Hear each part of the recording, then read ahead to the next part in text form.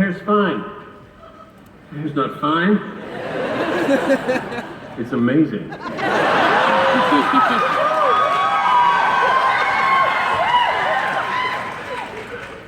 How you guys doing? SBCC. Yes. How's it going so far? This is the first one, right? Yeah. So the flagship, we're here. This is us. I was there when it began. That's what we say to our grandkids. SBCC. Sounds like a condition. She's got SBCC. Why don't we get right into the questions? I'm going to start right here on my right. How about you? Youngly, what's your name? Hi, I'm Elizabeth. Thanks for being here, Castle. Thank you, Elizabeth. Thank you. Nathan. Thank you. So I actually, we're looking forward to your Castle episode on Monday, but I have a question about Firefly. One of my, I think the funniest scene is when it's in the desert, and they take all your clothes and leave you there with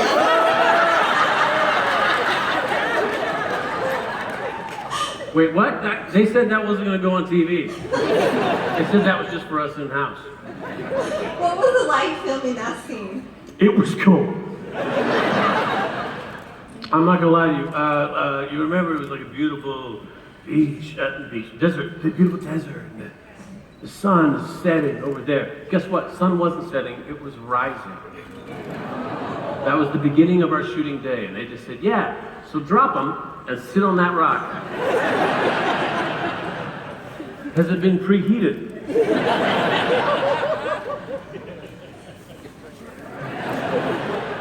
And there's no way to really do outside in the desert, fully nude thing, and maintain your dignity. They gave you this little kind of a sock to wear on your goods. I was like, no one's gonna take me seriously wearing this. So I took an 8x10 of Joss Whedon and I cut out his face.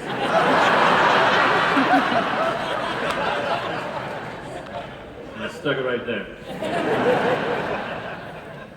Was that your question? Or was that...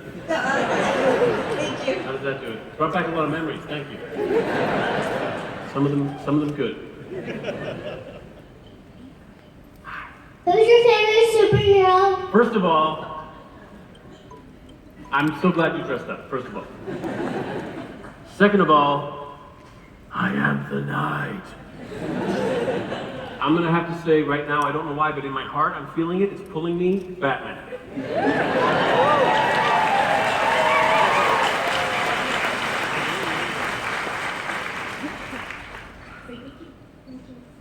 Thank you. No, thank you. Good night, Bruce Wayne. I mean, Batman. Hi, my name is Bailey. Hi. So with all the We love Baileys. with all the talk about 21 Jump Street and Men in Black kind of doing a crossover movie, what would be your dream crossover franchise movie?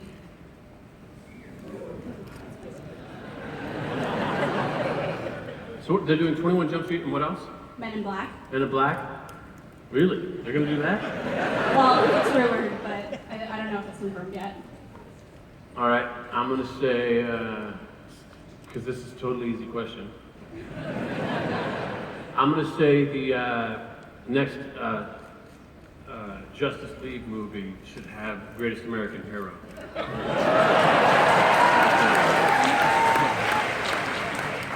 Hey guys, sorry I'm late. But honestly, I really don't think I'm qualified. I don't know how this suit works. Lost instructions in the desert. This is for old folks that remember Greatest American Hero. We'll talk about it. Hi, my name is Joanna, and I had two questions. The first one was, what was it like working on Dr. Horrible's sing-along blog? And two, will there ever be a sequel?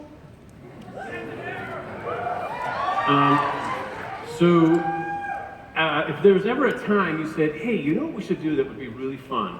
And you got all your friends together and they said, yeah, it sounds like a great idea. And you got like a bunch of people together and you all did like a thing that was like super duper great. That was Dr. Horrible. There's a whole bunch of friends doing something super cool and super fun, and feeling like we're kind of getting away with something because, I don't know, because it didn't feel like work, which is, what would they say, if you love what you do, you'll never work a day in your life? So there you have it. What was the second question? Will there ever be a sequel? Yes. Here's what I know. Joss Whedon told me the title of a song for the sequel and the name of a new character in the sequel. We all want to do it. It's just a matter of us finding the time that we can all do it. I've been a little busy with Castle. Neil Patrick Harris is crazy busy. I can't remember what Joss has been doing, but I'm sure it was great.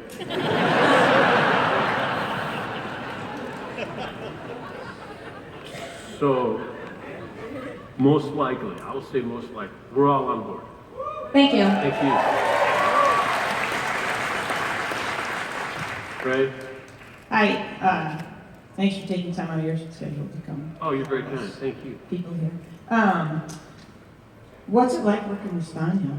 I mean, is she as beautiful in person as on TV? And is your chemistry that real together in that show? Or are you just, I mean, I know you're a great actor, but...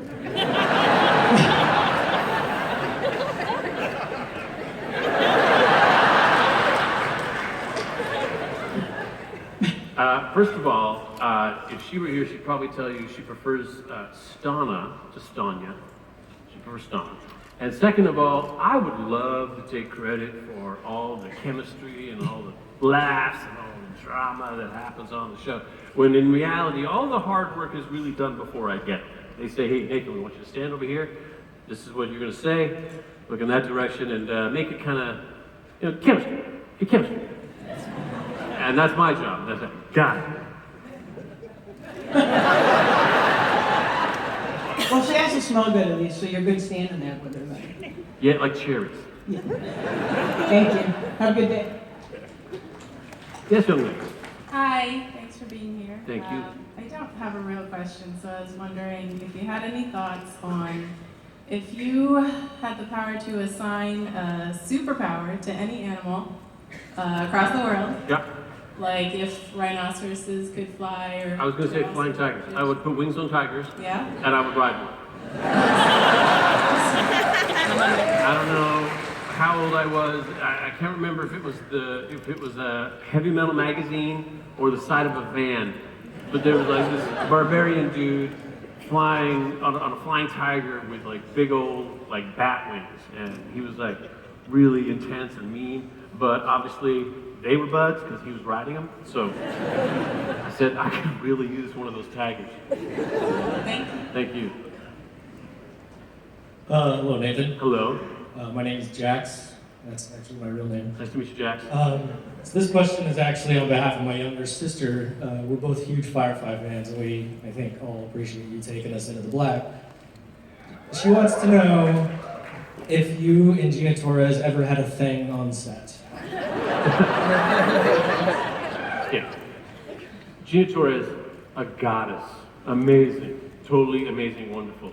Married to Lawrence Fishburne. But still, Still nothing. Still nothing. Lawrence Fishburne oozes cool. He doesn't even try. I think he tries not to ooze cool, and it doesn't work. I think it's the one thing he can't do. So there's his failing. thank you. So there's room for improvement, yeah. But I will say this. Gina Torres used to, when I would be like doing whatever, she used to come and cut my butt with both hands. And she would sing "In Booty is a Wonderland."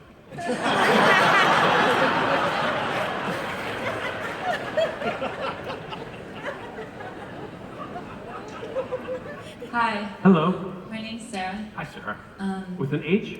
yeah. Just a second. Okay. How did you land your role in Halo, and what did you think of the animation of your face? I thought I played Halo. I used to play Halo. I picked up an Xbox at this weird game store. They treat you so unusually there. I stopped going there because it was awful, and also because Amazon. Anyway, I bought an Xbox. I said I want that game, and that game. And this is the new console, and I'm so excited. And I'm about to have a double hernia operation, not pleasant, and I'm going to be down for the count. So I wanted something to keep me from going crazy. And I said, oh, yeah, right through the glass counter. I said, throw in that Halo one, I guess. Changed my life. Love that game. It was a game. That's what I always wanted video games to be like, was that game. So it finally kind of happened before I actually knew what I wanted. I got it. It was really amazing. I was public about liking it. I had a group of friends. We'd get together for Halo 2. We'd get together and do like group games, whatnot. It was a lot of fun. LAN parties. Before online, guys, before you guys had Xbox Live, we did LAN parties. And you had to have 2 TVs. No one had 2 TVs.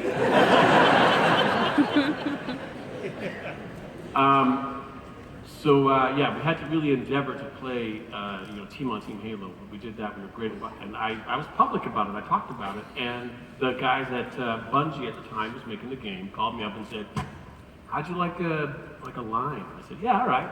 So in Halo 2, like right when you first start your adventure, there's a Covenant fella beating up on a soldier, and if you don't kill the Covenant guy soon enough, he'll kill the soldier. But if you kill the Covenant guy, it'll be me going, "Thanks."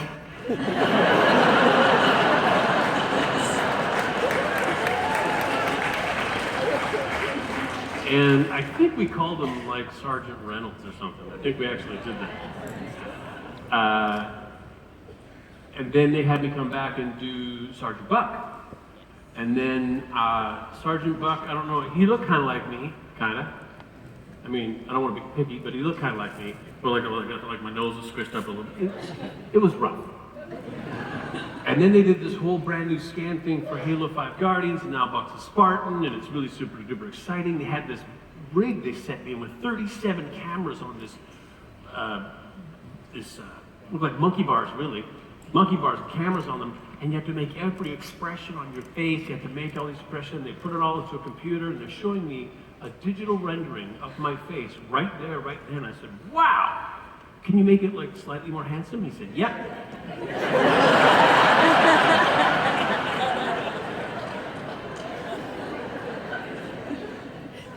And that's the end of the story.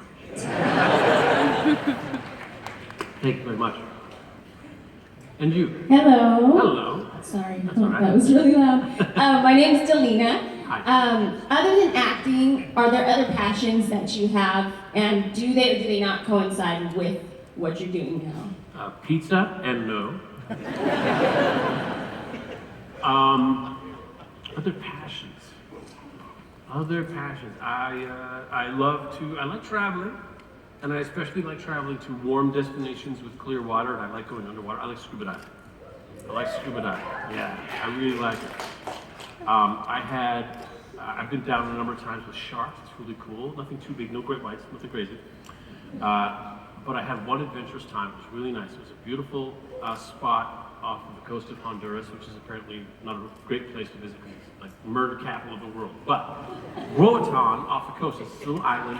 It was the best diving I've ever had. It was really amazing. We went down about 100 feet. There's a shipwreck down there. And I remember looking across at my brother, and we were commenting silently, because it's all signals, how clear the water was. Sometimes you can see little bits in the water, you know you're in water, but it was so clear it looked like air. So my brother did that thing where he looked like he was free falling. We got into this little cabin, the cabin where they would drive the ship, kind of on its side. And I got into this metal box 100 feet under the ocean surface, and I'm thinking, wow, I'm doing something that's actually really quite dangerous. I have an air supply, I'm underwater, any number of things could go wrong, and I'm in a little metal box 100 feet down, but I'm having such a great time, and it's so beautiful. The sun is coming down. It's so bright down here at 100 feet. That's how clear the water is. I'm looking out the window saying, it's so blue and it's so green, and what is that? Swimming into the window was a giant moray eel. They're lime green, like fluorescent lime green, and the same way dolphins have a face that kind of looks like they're smiling, like nature's friend. I'm your buddy in the ocean. Everything's gonna be fine down here. That's kind of the same. Moray eels have an expression of kind of like they have to keep their mouth open to keep their gills working, so they come at you going, huh? Kind of wild-eyed, kind of staring, and they just look swarthy and untrustworthy, like anybody's guess. What I'm gonna do? You don't know. You don't know. You don't know. And if you know anything, they get a little scarier. They have a very powerful bite. but when they bite something on the inside, they have a second set of jaws, alien style, that pulls pieces off. So when you start thinking about it, it gets really wonky. It was coming straight at me and my brother, and it's two big guys with all this equipment, this little tiny boat door. We're not going anywhere fast, so we're in it. It's coming right at us, goes away. Oh, comes back at us, goes away. 6 times he does this. My heart is racing. And finally, the last window, the portal that he could possibly go out, he finally takes off. I just go, oh my God, our dive guide afterwards says, oh, I forgot to tell you, there's a giant moray eel down there that's super friendly. Very inquisitive. I remember one time he wrapped around my leg and he wouldn't let go until I finally ran out of air. I started to ascend and he went back down to the shipwreck. I said, if that moray eel wrapped around my leg, I'd have taken my dive knife and cut my leg off.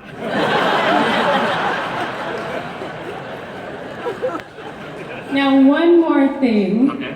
If for some reason you ever need a fashion stylist, a wardrobe stylist, What are you trying to say? I'm your girl. What are you trying to say right now?